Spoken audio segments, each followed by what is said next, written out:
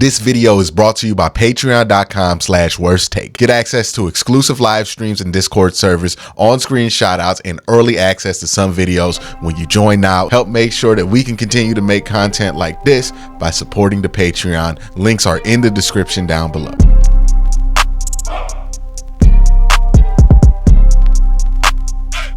All right, so it's day 2 of NFL pre-agency. Tomorrow, I believe, is the official start of NFL free agency. The Browns made a couple of moves here. They brought back Shelby Harris. They also signed Jameis Winston. There's also some news around the AFC North. Let's just get into it. We're going to start with some news around the AFC North.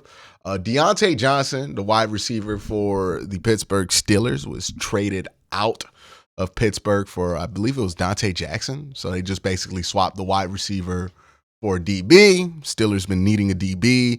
They might have been in the market for Greg Newsome, but Browns probably not interested in trading with the Steelers unless the compensation was incredible. So they trade Deontay Johnson, which is interesting. Now Pittsburgh is going to have to put George Pickens as their number 1 receiver as they bring in Russell Wilson to start at quarterback. Interesting how that's going to play out. Pat Queen also went to Pittsburgh. So Pittsburgh upgrading their linebacker room. They've been having real issues with this linebacker room for a little while now. Bringing back Pat Queen will definitely make them a little bit stronger there. Okay, so that's the stuff around the NFL. The Browns also brought back Shelby Harris, which I thought was a good thing.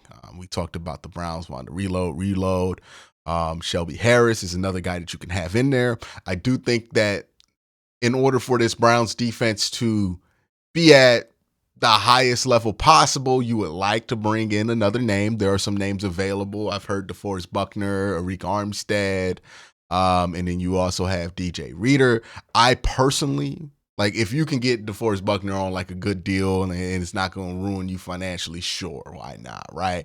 But realistically, I would have my eyes set on DJ Reader, and you're going to want to watch and be patient with the market for DJ Reader. You don't want it to get to a point to where the Browns have to overpay to get him or pay above market value to get him. You want to wait until his market cools down, and that might include waiting until maybe June, July in the offseason to really get a chance to sign him.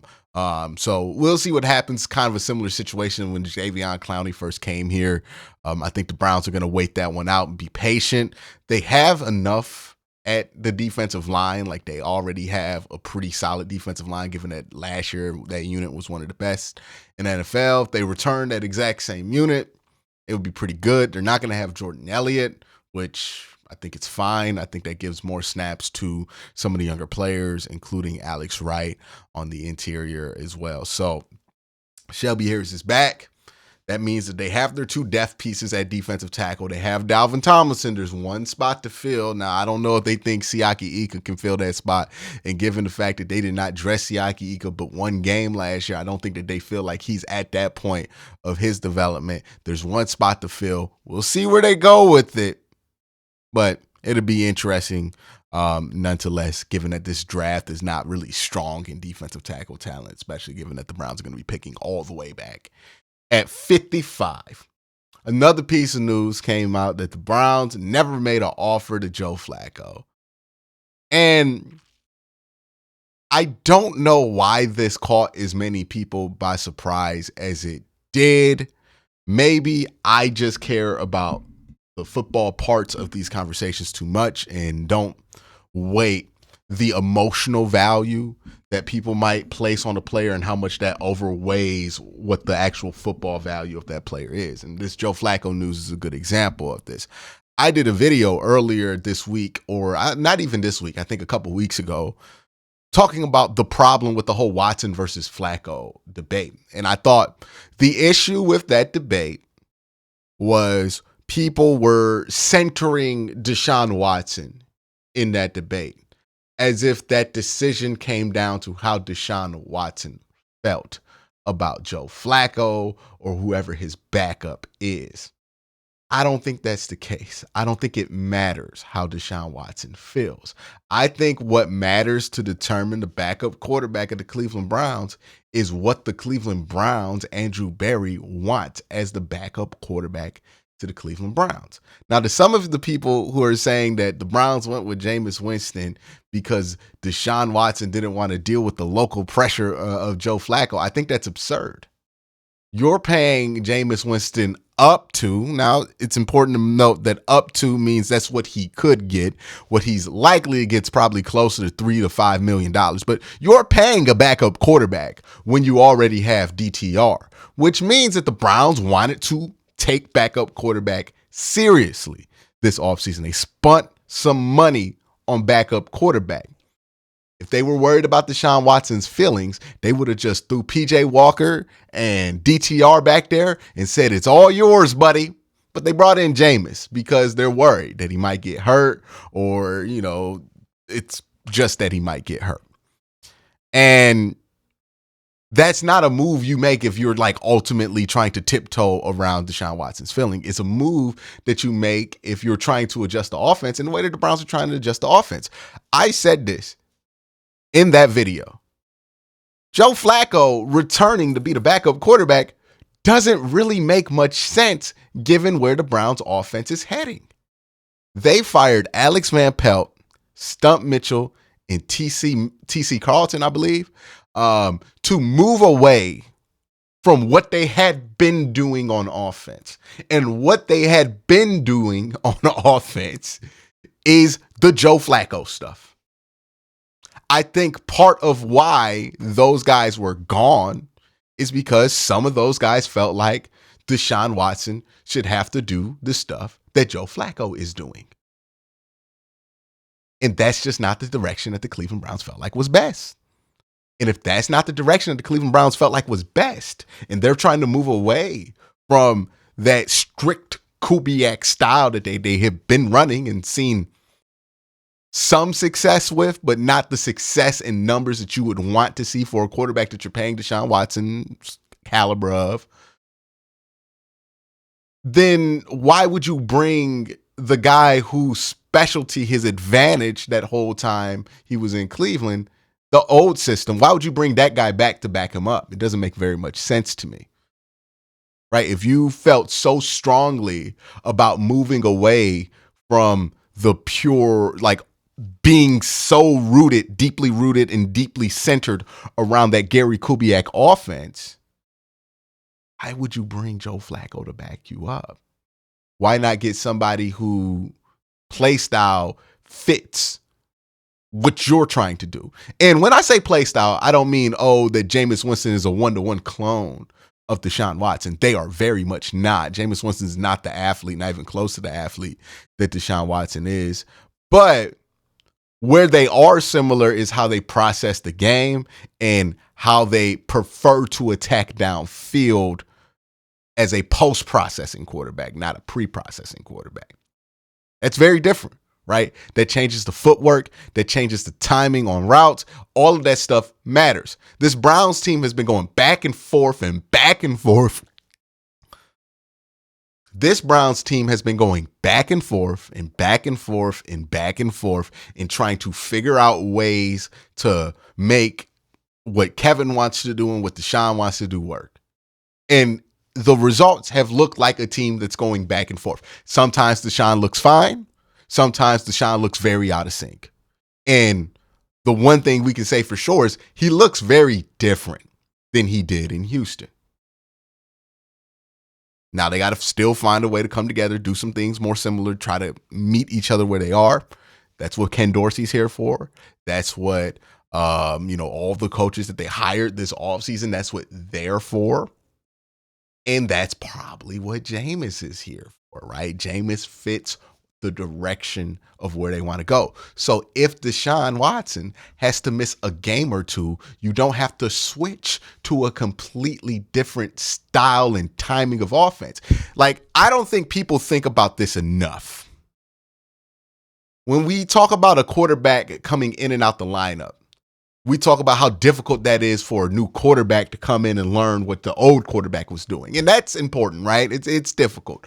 But I think where switching out your quarterback puts the most stress on your offense is with your skill players, because different quarterbacks see the game differently.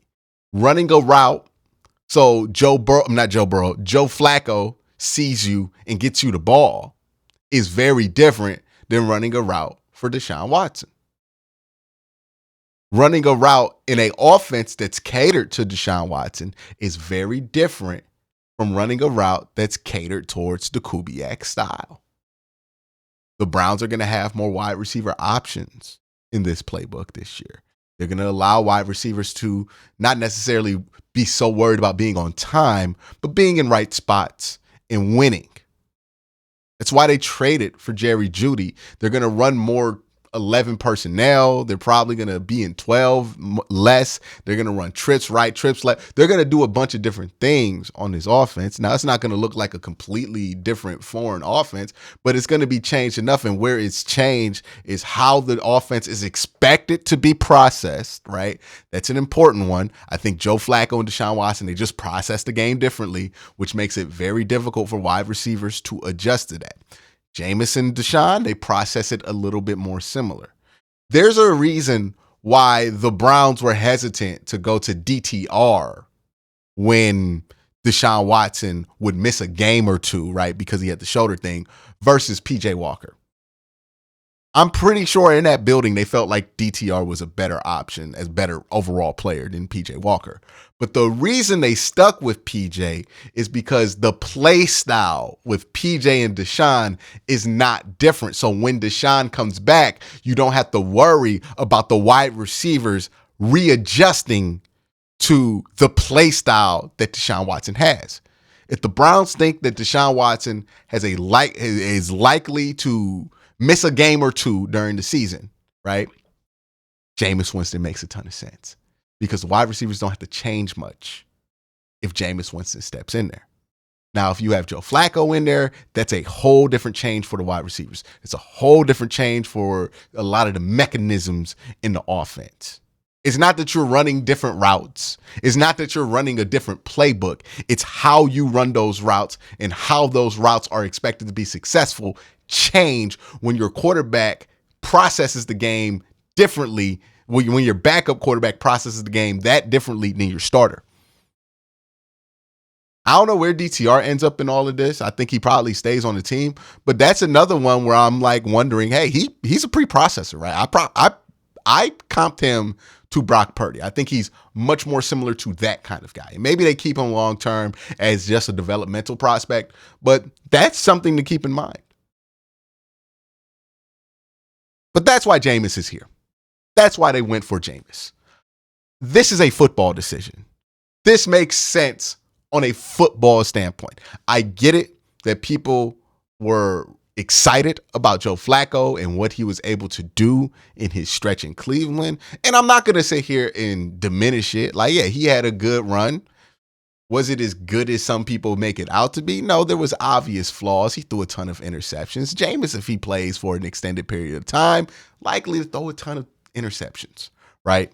Making sure that if that quarterback has to step in for a quarter, if that quarterback has to step in for a game, if that quarterback has to step in for 2 weeks, and then your starter comes back, how much is going to have to change? Joe Flacco, hey, if everybody gets hurt again, you can go back to Joe Flacco. He's probably going to be available. But if you're in a situation where your starter's going to come back and your starter is Deshaun Watson, you'll probably want somebody who, if they step in there, you don't have to change that much. And that's just what the truth is with Jameis Winston. It's a football decision. I think everybody kind of got wrapped up in how will fans react? Here's the truth about having Deshaun Watson as your quarterback that Andrew Berry is not ignorant to. It doesn't matter who the backup is. Fans are going to root. There's going to be a section of the fan base that's going to root for the backup. The same way people were chanting DTR the second Deshaun Watson had a bad game at home is the same exact way that people would chant for Jameis if Deshaun Watson has a bad game at home. This has people's affection for the backup, especially now in the city of Cleveland, has nothing to do with who that backup is. It has everything to do with how they feel about the starter. So you weren't going to avoid that. We're going to be sitting here in camp and there's going to be a Jameis hive that pops up, or maybe DTR hive is living strong and they want to root for DT. There's going to be a group of fans that are going to pick a quarterback that's not Deshaun Watson to root for because they don't like Deshaun Watson. I'm not telling you to feel bad for Deshaun Watson, by the way. Like, people don't like him for shit that he did allegedly. So kind of is what it is. That's the situation. I think Andrew Berry's not ignorant to that. He understands that. And he's not making decisions scared about what the fans would do. If he felt like Joe Flacco being the backup would make the team better, he would have had Joe Flacco be the backup. But the truth is, given the direction that the Browns offense is going, it just doesn't make a ton of sense for the Browns to go back to Joe Flacco. And that's why I don't think they offered him a contract, because they didn't want him back, because he doesn't fit what they want to do.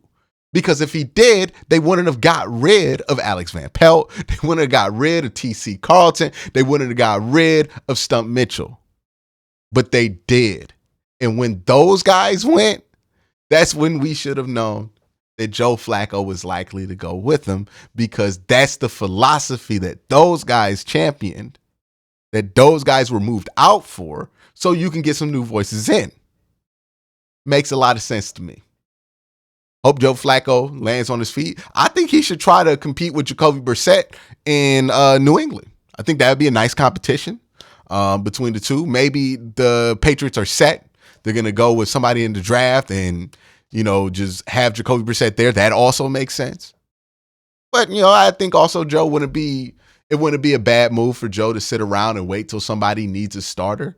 I think he's at his best when he can play how he wants to play. And for him to play how he wants to play at the age that he is, he's going to need somebody to have no other reason to not commit to him. And right now, too many teams has too many reasons to commit to other play styles. So maybe a team pops up. Maybe Minnesota gets desperate and they go after him if this whole Sam Darnold experiment doesn't work out for them. And he finds a spot, but he'll land on his feet. He's had a hell of a career already. There's no reason to feel bad for Joe Flacco. And if this run that he had with Cleveland is his last run, he had a hell of a run, better than most guys get at the end of their career, right? Look how Matt Ryan's career fizzled out, right? Like, that would be better than that. So that's my thoughts on the whole Jameis pickup. And again, I want to say this again. I said this in the video in the morning. I'll say it again. We are reacting way too hard to backup quarterback, man. Like, if Jameis has to play more than 5 games this year, are we going to be criticizing Andrew Berry for his backup quarterback choice? Or are we going to be talking about the fact that Deshaun Watson's unreliable to stay on the field and that we probably need to move on? You tell me. You tell me what sounds like the bigger deal, right? I don't see the reason to be this worried about the backup quarterback situation. They got one of the best backup quarterbacks in the NFL. Jameis Winston has been that for a while. When he stepped in, when he was asked to play for the New Orleans Saints, he went on a great run there. And he had some moments after he left Tampa Bay. He's as good as a backup as you can get. And I think that's good. Given that, there's a bit of uncertainty about how often Deshaun Watson can be available for football games, right? That's going to be a concern going forward, given that he was in and out the lineup a lot last year. So that's my thoughts. Let me know what you guys think in the comment section down below. Y'all have a great day. Have a better night. Peace.